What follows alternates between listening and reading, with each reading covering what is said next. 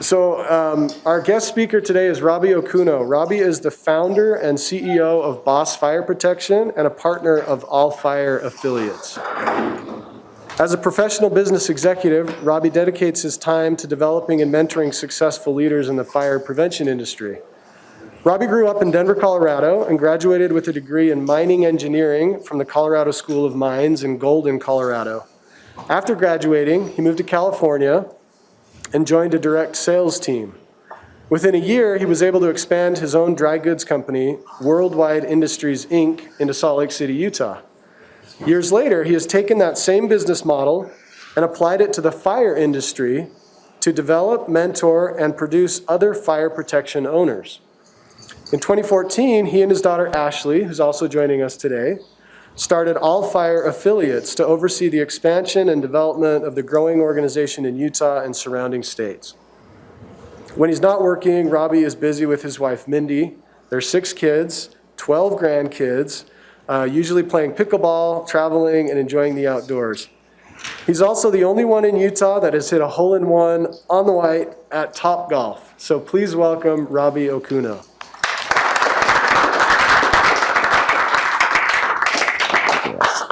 Thank you. I just want to apologize as well. I might sound a little congested. I was kind of coming with the flu at the end of last week, but I don't have COVID. I got tested on Saturday, and I actually got tested yesterday as well, so I'm negative for COVID. But I am honored and excited to be here, and I just want to thank Russ for the opportunity to share my story.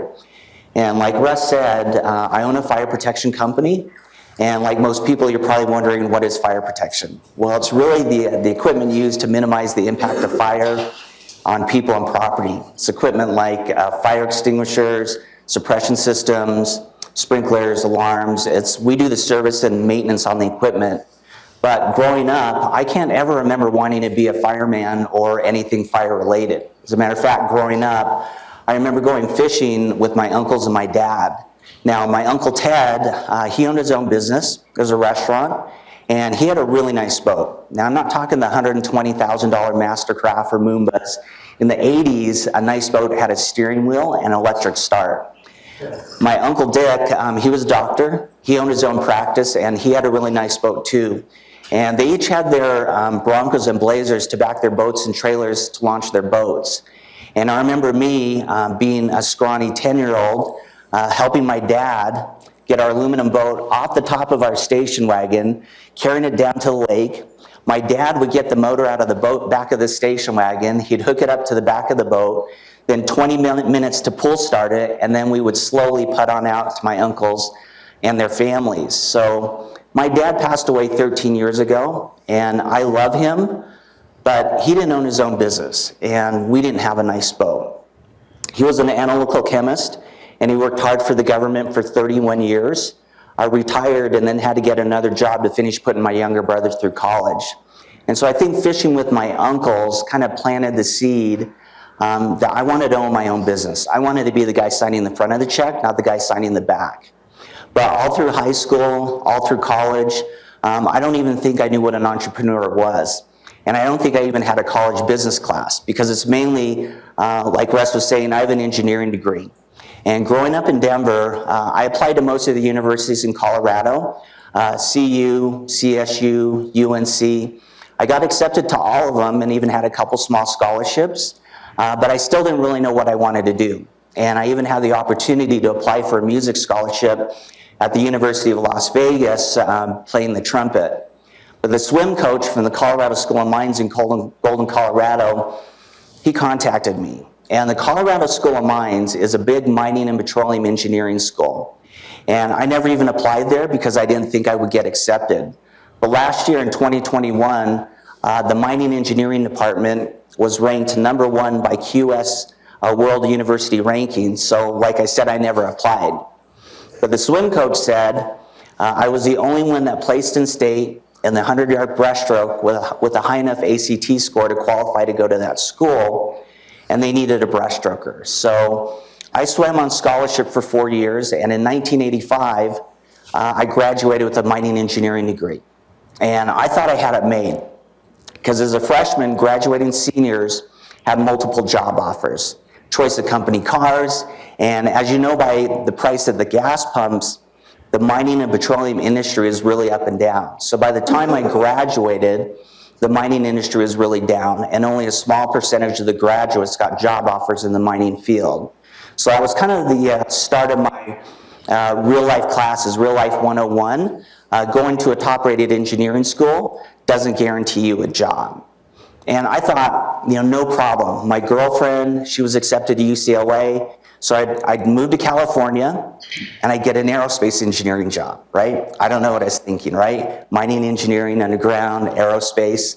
I definitely didn't know what I was thinking. And I told my parents, and they didn't know what I was thinking either. My dad said, save some money, live at home, get a job, get some experience, and then go and explore some of your options. And that's good advice. Actually, it's great advice. But I didn't listen. I packed up everything I had in my 1972 Datsun 240Z, those little two-seaters, and I moved to Los Angeles, California. Well, 100 resumes and a few interviews later, I had nothing. Engineering jobs, you needed 2 to 4 years experience. And how do you get the experience without having the chance, right? So it's kind of like real life class again, no experience, no job. And the worst part, I was running out of money.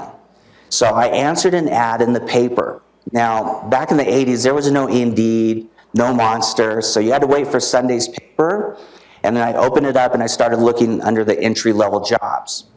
I ended up on a day-long interview with the direct sales company, really selling pots and pans and novelty knickknacks out of the trunk of a car. And following that salesperson all day long, they're going door to door, business to business, and all I was thinking to myself that there is no way I'm going to be doing this. Well, I qualified for the final interview, and I told the interviewer that I'm going to quit when I get a real job. And the owner said, Robbie, give it 2 weeks, give it 2 months. If you're not making enough money or moving ahead, then quit. But whatever you learn in terms of dealing with people, you will use in this industry, the engineering field, or whatever endeavor you choose in life. So I said, well, can I have a couple days to think about it? He said, no problem. I went home, I looked in the paper again, I counted my money, I had $36 to my name, I had a 20, a 10, a 5, and a 1. I was gonna get kicked out of a room I was renting from a cousin's friend at the end of the week. So it was either start selling stuff out of the trunk of my car or call my dad and say, well, you were right. So I literally started selling products door to door. But here's the deal. The founders of that industry were smart. They were genius. Because back in the 80s, there was no internet. There was no Amazon. There wasn't even a Walmart, right? Everybody did the shopping at the big malls. And all the products went from a manufacturer to a distributor, distributor to the wholesaler, wholesaler to the retailer, retailer out to the consumer. And everyone marked it up, right? But the founders of that company worked with the manufacturers to buy in bulk and distribute it straight to the consumer, so they would save money. So something that cost $40 in the stores, we were able to sell for $10. The salespeople got their merchandise on consignment, so it didn't cost me anything, and it's because I didn't have anything. I got the goods in the morning, I'd go out and sell, and what I didn't sell, I would turn in at the end of the day and pay for what I sold. So it's basically performance-based. The product I would sell for $10. It cost me $8, so I made $2 profit. So if I sold 50 items, I would make $100 in my pocket. And back in the 80s, that's a lot of money. But the owner of the location, he was actually younger than me. He would pay the supplier or the founders $6 for that same product. So he also made $2. So when I made myself $100, I made the company $100. So I did the math. If I had 10 guys making me $100 a day, that's a pretty good way to make $1,000 a day. And in today's world, that's like making $2,000 to $3,000 profit a day. So I kind of got motivated about owning a distribution office. But there was a huge problem. I was this shy Asian kid. My mom and dad, they were born in the US, they were born in California, but when the Japanese bombed Pearl Harbor during World War II, both my parents were put in the prison camps, in the internment camps. My dad in Amache, Colorado, and my mom in Topaz, Utah. Now, my mom lost her dad when she was 13, and she was in the internment camp when she was 14. Both my parents spent 4 years in those internment camps. Barbed wire fence, armed guards, guard towers, and they were very submissive. So I was raised to be quiet, study hard, get straight A's, and don't look people in the eye. And that's not really, really great if you're in sales. But your dreams and desires have to be way bigger than your current circumstances or resources. They've got to be so big that they take logic out of the equation, and they've got to be so big that they cause you to change. And Tony Robbins says that there's only two things that make people change: inspiration or desperation. Well, I was desperate. I had $36 in my pocket. I was going to get kicked out of a room I was renting, and I had to change from a shy Asian kid to someone who could sell. Well, fortunately, that direct sales company, they had a 5 and 8 step system, and this thing called the law of averages. And the trainer told me it's the law. It's like the law of gravity. And I said, I have an engineering degree. I could tell you the mathematical equation for the law of gravity, and there's no such thing as the law of averages. And the trainer said the law of averages simply says more equals more. The more no's that you see in the field, the more yeses you're going to get. The more free throws you shoot, the more baskets you're going to make. The more arrows you shoot at a target, the more chance you have of hitting the bullseye. And I think, of course, we all know that you miss 100% of the shots that you don't take.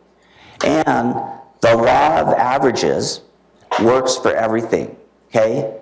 And for you guys and girls, it even works for dating, right? I wish I'd known that in college. But sales, it was the hardest thing ever. Dealing with 200 to 300 people every day, there's 200 to 300 no's. We were talking to secretaries, talking to people in the fast food drive-through, people in parking lots, crossing the streets, right? We talked to everyone, and I got beat up. Everybody got beat up. People were saying, hey, no soliciting, can't you read? Get out of here. I'm going to call security.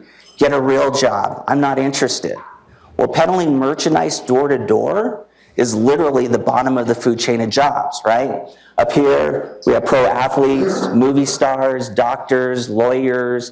We got business professionals, hospitality, labor, got fast food down here. And then way down here, there's peddler. We're like the ugly guy trying to get the date, right? But we had a saying that we do things today that nobody else wants to do, so we can do things tomorrow that nobody else can afford to do.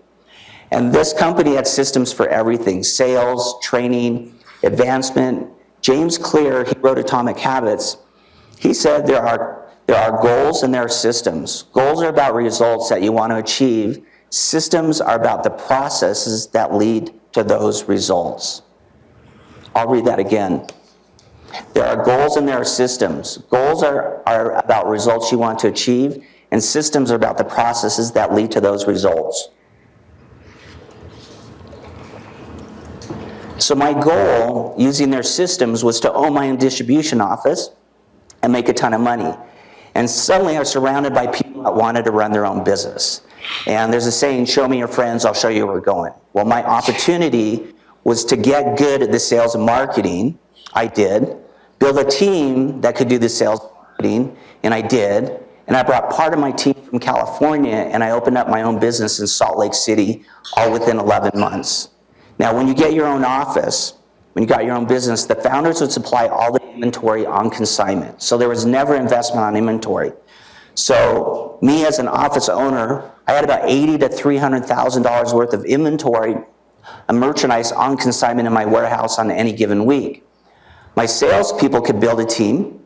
They could open up their own location, their own office, which meant for the founders more buying and distribution power for the supplier. So my prices as an owner kept getting lower and the profits kept increasing. So after 7 years, I had 7 cars at one time. I built a nice house. I bought a nice boat. And now by the mid-1990s, Amazon and Walmart really started growing exponentially.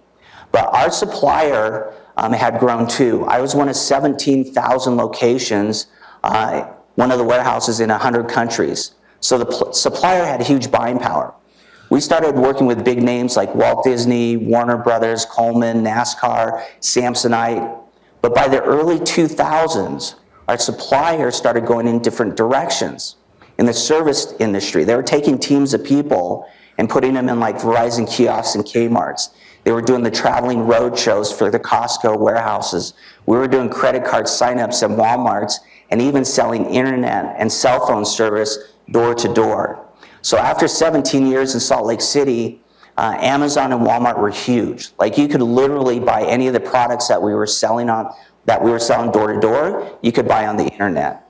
And I didn't like the service industry because when you're selling internet or cell phone service for a company, then it's like my company is working for their company. So I decided to move on. But one of the old products that we never sold in Salt Lake City, and it was super unusual, were these labor posters. Now, every business in Utah and in the US by law is required to have these labor postings in their place of business. It has employees' rights, OSHA job safety, medical leave act, equal rights opportunity, minimum wage, to name a few. And anyone owning or running a business in Salt Lake City years ago would get these mailers, that had an envelope and it said, open immediately. You could get fined $10,000. You could go to prison.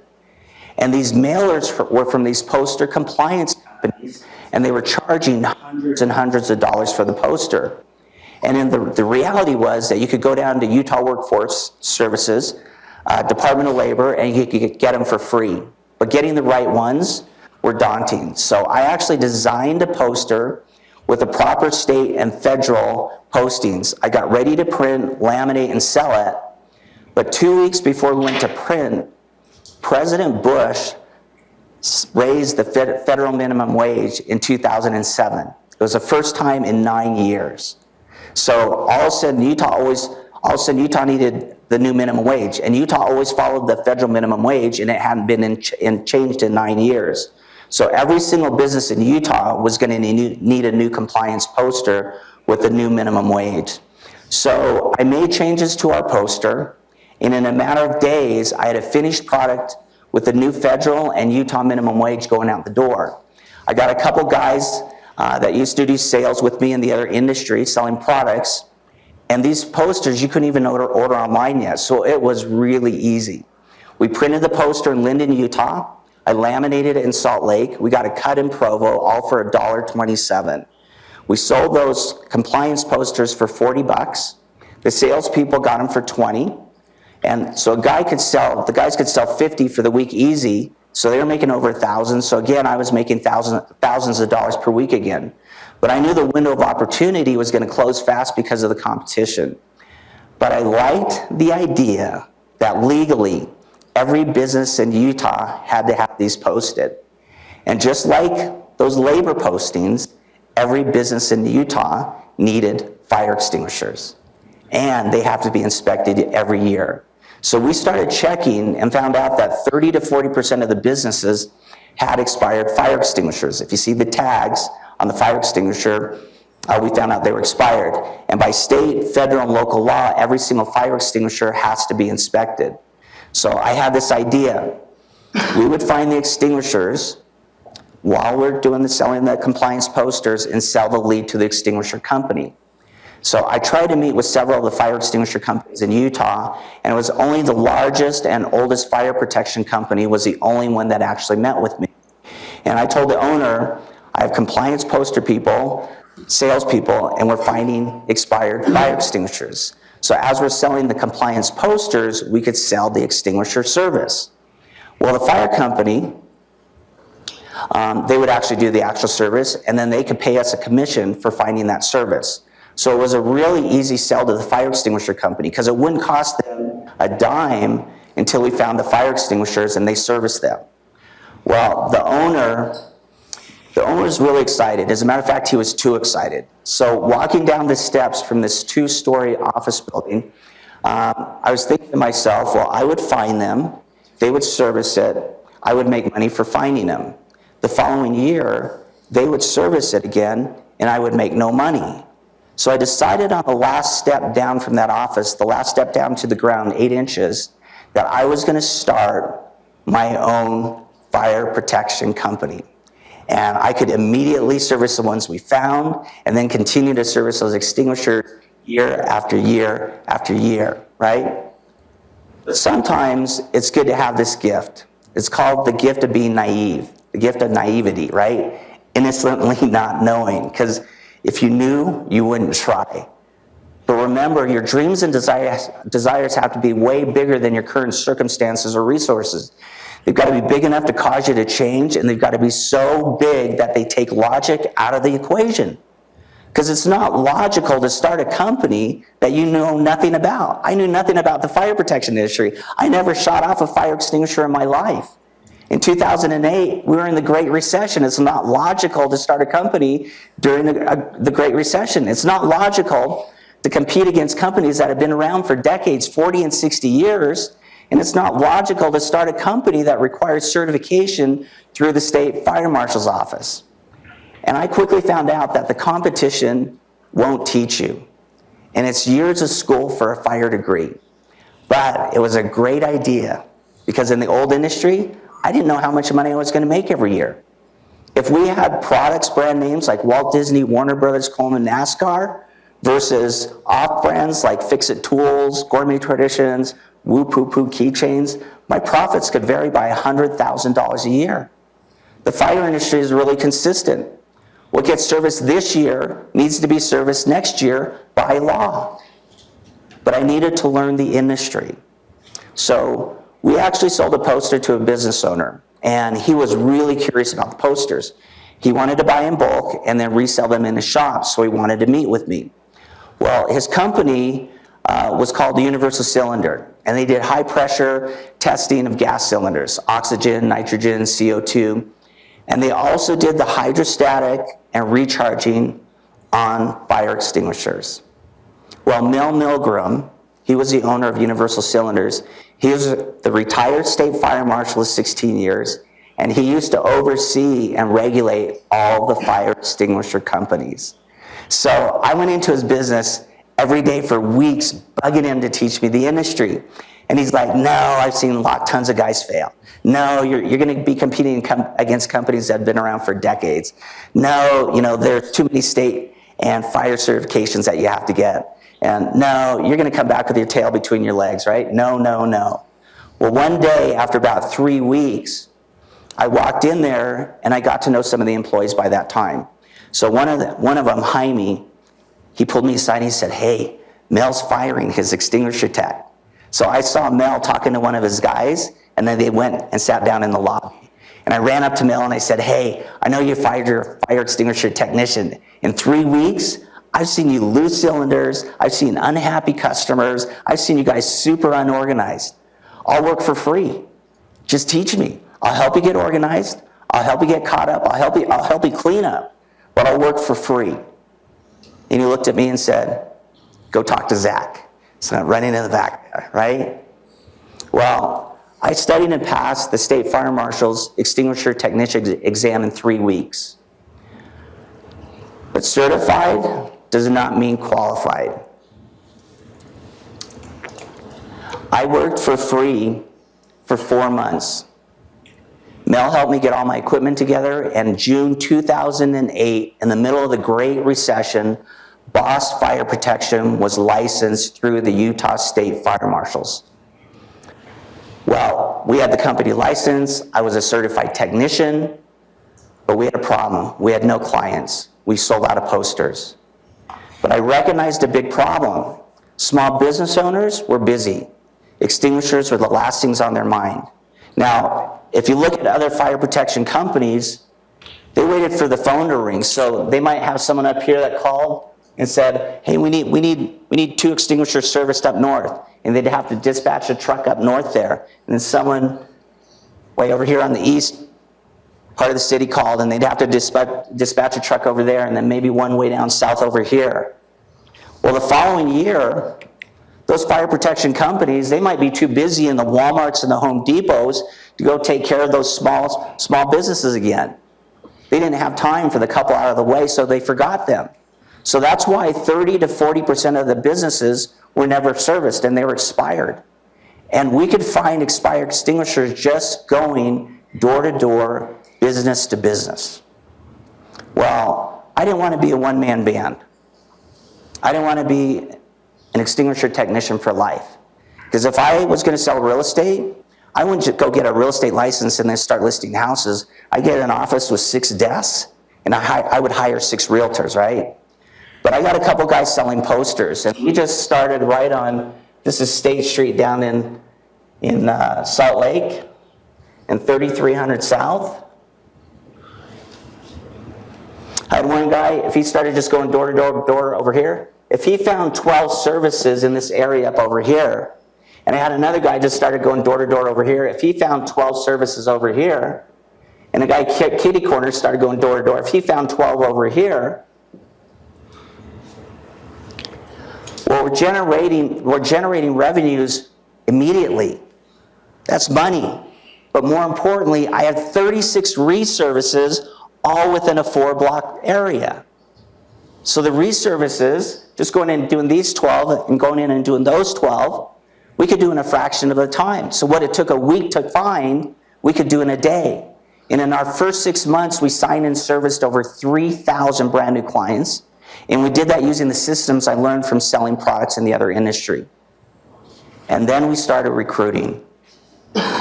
We hired technicians.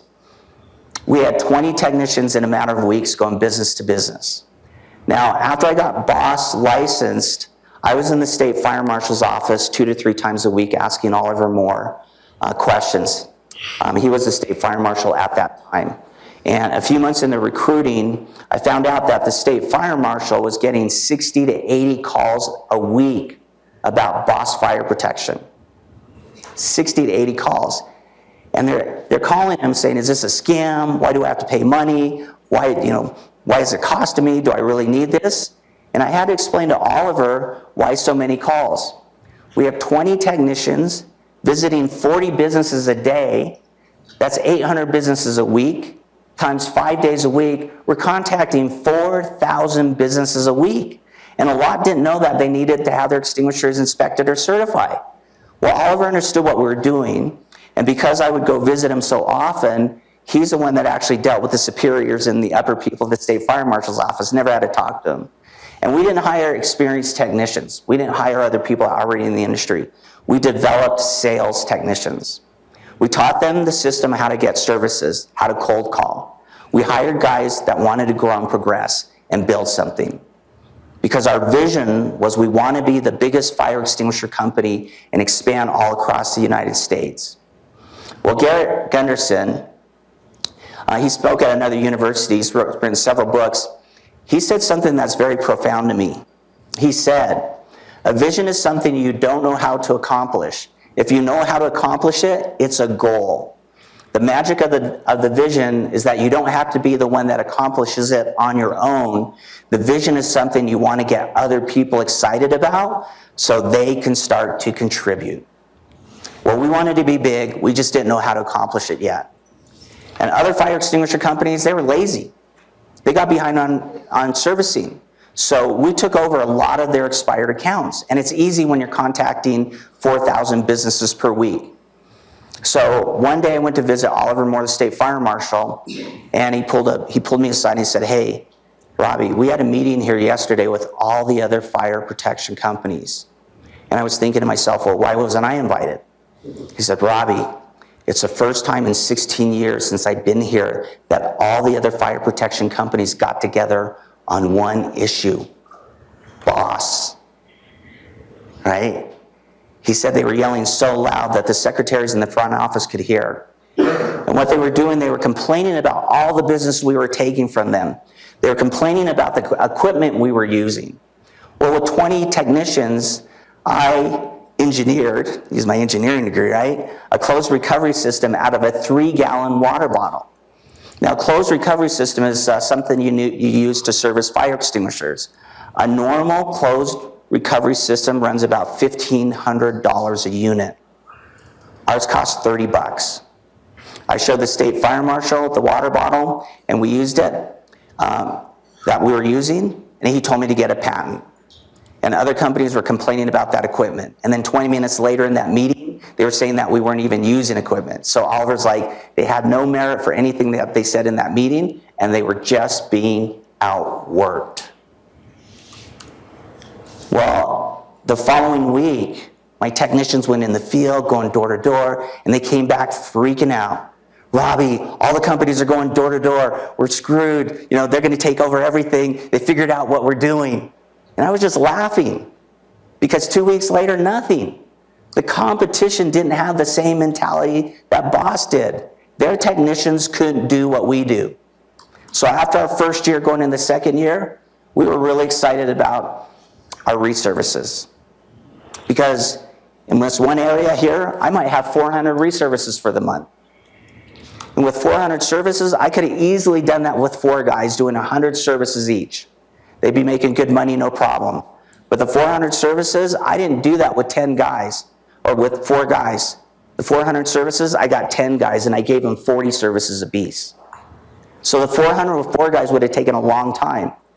The 400 services with 10, we got done really quick. And then they had to cold call. So by simply talking to the other businesses around our existing clients, our second year we added 8,000 more clients to that list. And because our pay was based on performance, the percentages for reservices from the previous year, there was a small percentage for that. And then we paid double percentage for the new services. So people in our organization get paid only when they contribute to the bottom line. They don't get paid for time and effort just walking around. So if you can only make the money off the previous year's customers and not generate new services at double the commission, you quit because you weren't making the money. It weeded the weak people out. So we continue to grow and get new services, and every technician has the skill to generate new business. And if you could generate new business in Utah, you could generate new business anywhere.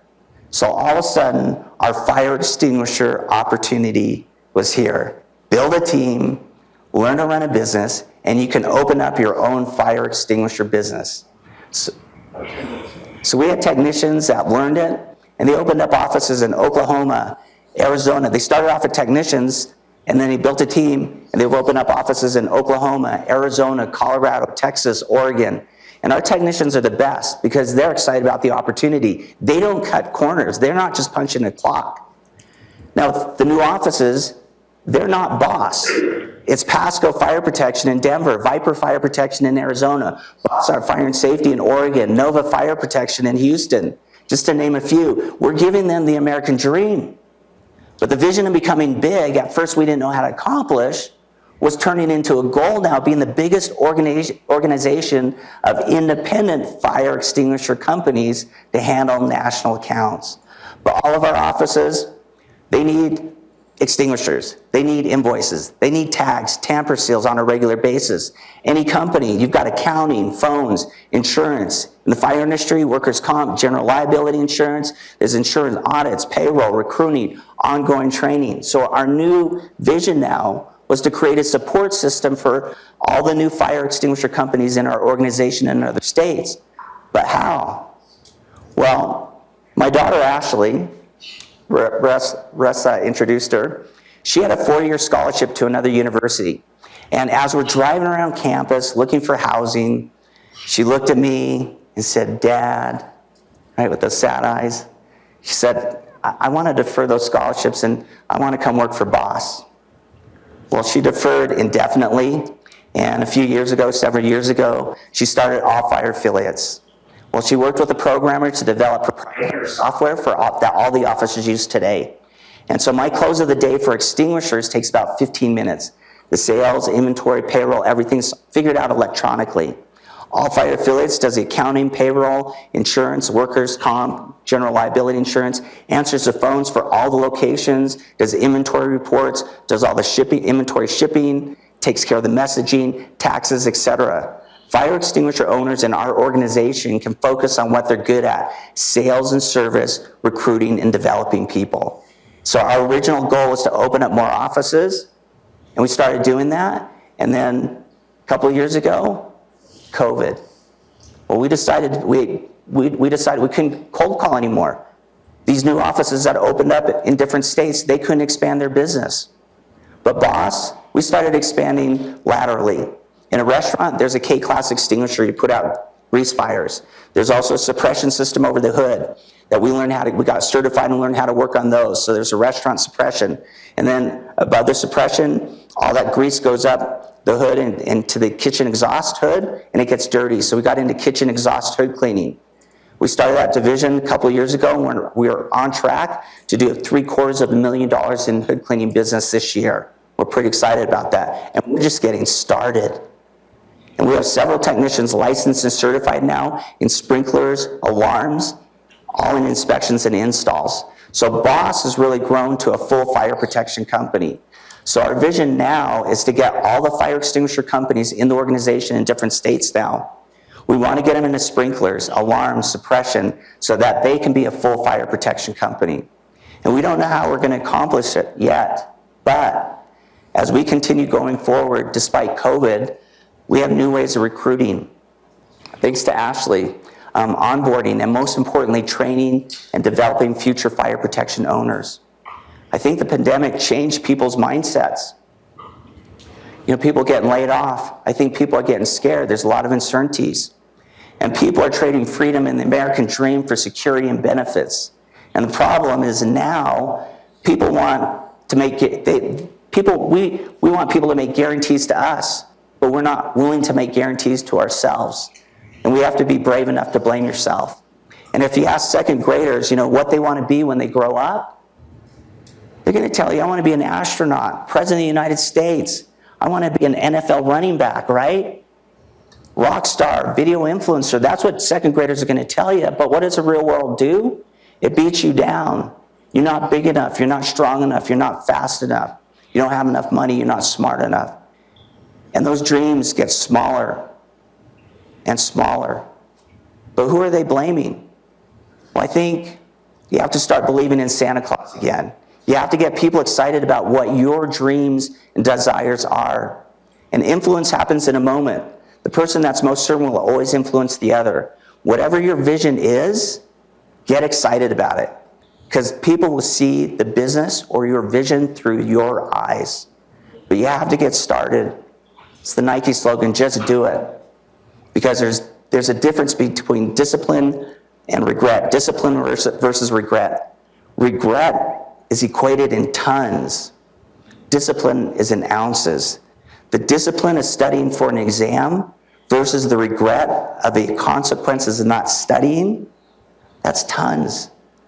Are you going to regret not following your dreams and desires? Because if it seems hard now, that weight might seem unbearable, but it might feel like ounces when compared to the regret of not doing it. That'll be tons. Fear and doubt cannot reside in a man's mind alongside of faith. One will leave. You need faith in yourself, faith in what you're doing, faith in your vision, faith in other people, and faith in a higher power. Again, I just want to thank Russ for the opportunity to share my story. And like I said, speaking like this, and sorry, with this cold has got my voice kind of hoarse, but I haven't done it a whole lot, but thank you. And I think we have maybe 3 minutes for any questions. Does anyone have any questions? Yeah. I want to ask, what was your work-life balance during the different phases of your entrepreneurial pursuits? My work-life balance? My work-life balance started a long time ago. Like, even when I decided I wanted to run my own business and I wanted to have a good lifestyle. I think before I had my daughter Ashley, before I started a family, I worked hard because that was my goal. So my focus was always building something and then having it there for my family. So I'm sure a lot of the people in this class now, you're young, do it now because it is harder when you start having family. Like Russ said, right now we just built a brand new pickleball court in our yard in Alpine, but we play a lot of pickleball. We have 6 kids, we have 12 grandkids, and I just got back from St. George watching a soccer tournament of my niece because my brother couldn't do that. He owns his own business too. He's a personal trainer, but if he's not working people out, he's not making money. So a lot of that was taking care of that because when you guys are in an airplane and the oxygen masks come down, or you guys watch those safety videos. Who does it say to put the mask on first? Yourself or your child? It says put it on yourself first. You can't take care of that child if you can't take care of yourself first. So My family's always known that sometimes, family takes a back seat. But my daughter, I'd go run morning meetings with her on my shoulders and high-fiving. I own the company. I can do this, whatever.